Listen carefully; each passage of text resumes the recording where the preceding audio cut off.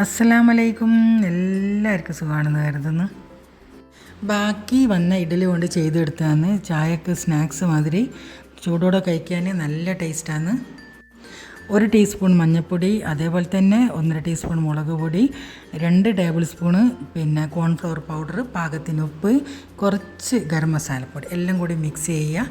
എന്നിട്ട് നമ്മുടെ ഇഡ്ഡലി ഇതിലിട്ടൊന്ന് നല്ലോണം പെരക്കി കളയുക. കുറച്ച് കറിവേപ്പില ഇട്ട് കൊടുക്കുക. എന്നിട്ട് കുറച്ച് വെളിച്ചെണ്ണയോ ഓയിലോ ഒഴിച്ച് ചൂടാക്കുക. അതൊന്ന് തിളച്ച് വരുമ്പോൾ ശരിക്കൊന്ന് പൊരിച്ച് കോരിയെടുക്കുക. ഞാനൊരു 4-5 എണ്ണ ഒന്നായിട്ട് ഇട്ടിട്ടാണ് പൊരിച്ചെടുക്കുന്നത്. എണ്ണയൊന്നും കുടിക്കുകയൊന്നുമില്ല. ഇത് നമ്മളിപ്പം പൊരിച്ച് കഴിഞ്ഞാൽ എണ്ണ അങ്ങനെ തന്നെയുണ്ട്. അത് ഞാൻ കാണിച്ചു തരാം. ഈ മഴ സമയത്തെല്ലാം ചൂടോടെ കൂടി വൈകുന്നേരം ചായക്കെല്ലാം കഴിക്കാൻ ഇതന്നെ ധാരാളം. പിന്നെ കോൺഫ്ലവർ പൗഡർ ഇടുന്നതെന്ന് വെച്ചാൽ മുളക് പൊടി കുറച്ചിട്ട് കൊടുത്താൽ മതി.